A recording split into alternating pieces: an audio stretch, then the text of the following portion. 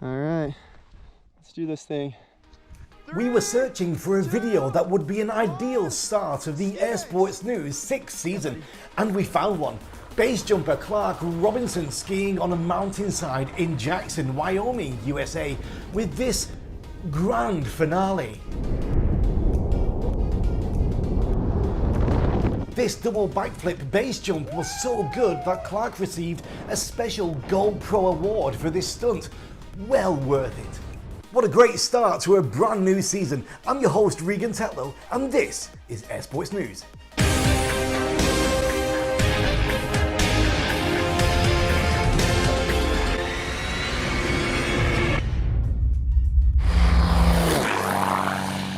First up, a brand new skydiving record from Finland.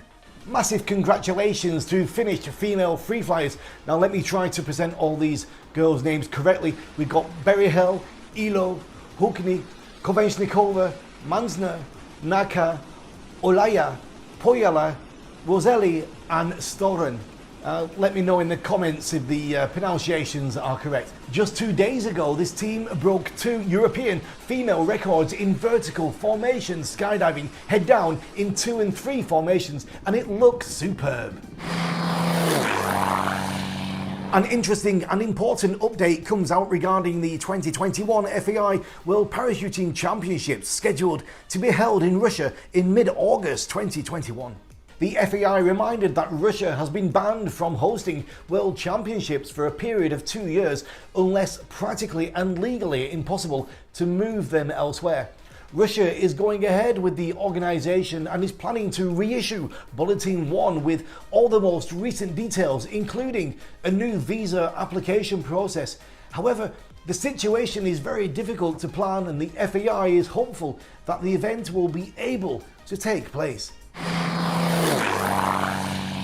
Alright, so I think it's about time for our first special guest this week. Known to skydivers around the world as Jethro, he's a Red Bull Air Force member. He is considered to be a pioneer of the skydiving discipline called swooping. Ladies and gentlemen, it is, of course, Jeff Provenzano.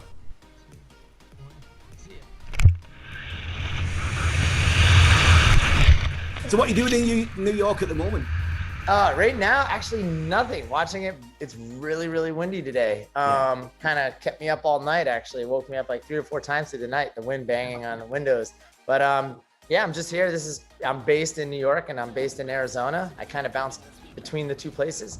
The beginning of the season just started here up at the ranch. Got up there last weekend and this weekend. Made it up there and made some jumps. Other than that, spent a little time at iFly, and you know, I've got a few gyms that I go to here, have a couple trainers in New York, and then the rest of my personal life. My girlfriend lives here, and my family, my mom. So with Red Bull Air Force, you do some incredible stuff, some of the most amazing demos. I always have a massive smile on my face when I see them. What I'm thinking about, was it the Texan Longhorns into the crowd there? You were bringing in the game ball. Talk me through that. Wow. Yeah, no, that was an incredible demo. Yeah, all the demos actually I mean, we're really lucky to, you know, have the opportunity to do what we get to do. And before this whole pandemic, that was one of the last ones that I got to do, was the Texas Longhorns. And I mean, you know, Texas and football. So, you know, you bring in a football into a football game in Texas, the crowd goes crazy. And that was it was a pretty packed out stadium. And Luke Akins and myself, we got to jump in together. It was, you know, Luke is, you know, one of my best friends and, you know, teammates for years. So just being alongside him on a demo jump is always just, you know, it's awesome. I spoke with Jethro for longer than 30 minutes with plenty of great skydiving, swooping and base jumping stories. And you can check them all out right now on our YouTube channel.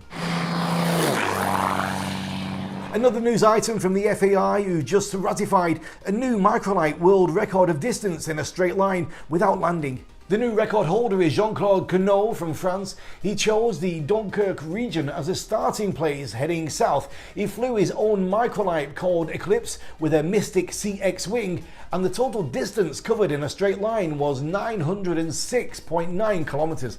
That's about 9 hours in the air without landing. And we have fresh new content regarding the brand new formula of the World Championship air race. It is tricky and it is tough because you're looking at the start of a new race series. You want to give everybody an opportunity, but there's only a finite number of places to fill. Air race legends Paul Bernholm, Steve Jones and Nigel Lamb sat down to talk about how pilot selection is handled at the WCAR, the next iteration of the FEI Air Racing World Championship. What we do know is that you really need to be young because you learn fast.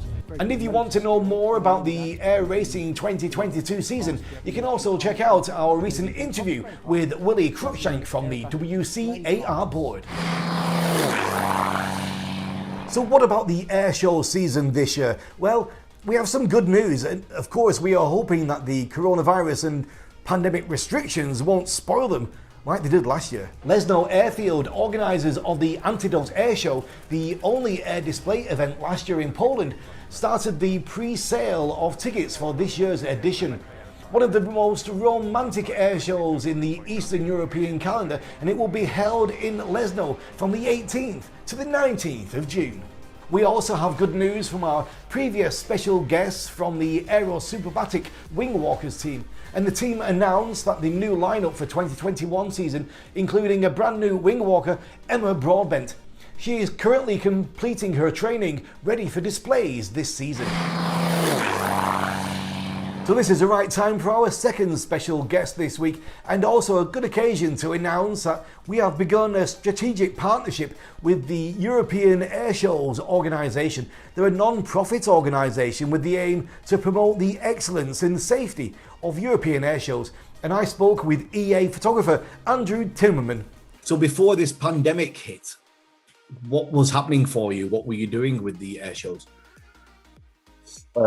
Traveling all over Europe.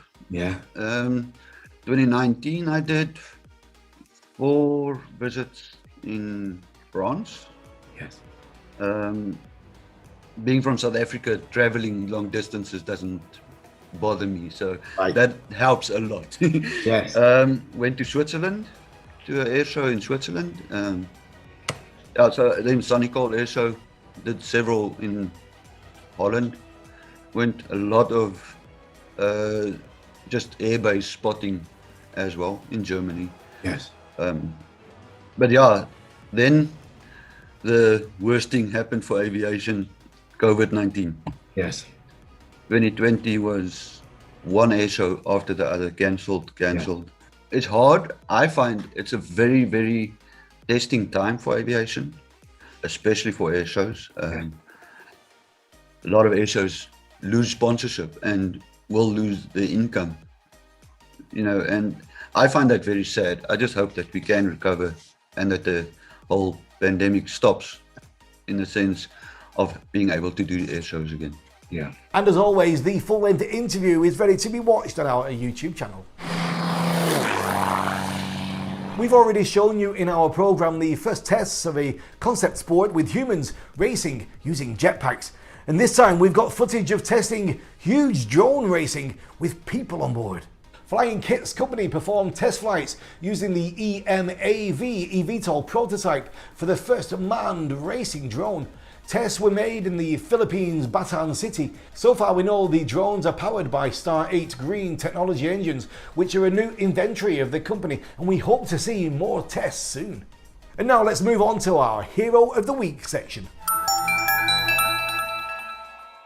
Everybody Flies is a fact, not fiction, latest feature documentary following former airline captain Tristan Lorraine, who uncovers the facts about the air we breathe on commercial aircraft. The hard question asked in this movie is, how safe is the air we breathe on a plane? For the past 18 years, Captain Tristan Lorraine has been collecting evidence and testimonies from crew members and passengers who have suffered this unspoken consequence of flying.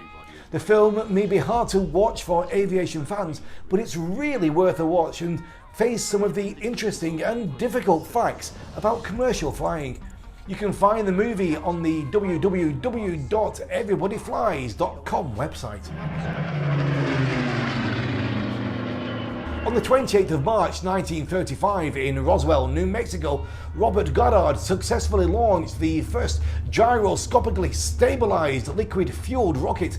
In a 20-second flight, the A-series rocket, number A5, reached an altitude of 4,800 feet and traveled 13,000 feet downrange. On the 28th of March 1913, Thomas DeWitt Milling and William Sherman set 2 American cross-country non-stop records for distance and duration by flying a single-engine Burgess biplane from Texas City to San Antonio, covering a distance of 220 miles in 4 hours and 22 minutes. On the 28th of March 1910, Henry Marie Léonce Fabre flew his Hydro-Avion, the first seaplane, at Etaing-de-Berne, a lagoon about 25 kilometers west of Marseille on the Mediterranean coast of France.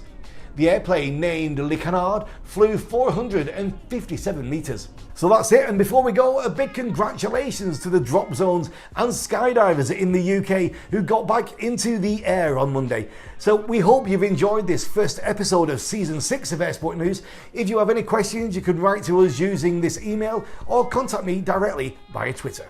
I'm Regan Tetlow, and I hope to see you here back again next week. But for now, stay safe and keep your eyes on the skies. Now, let me try to present all these girls' names correctly. I need to have a look at my phonetic. Bloody hell, bloody hell.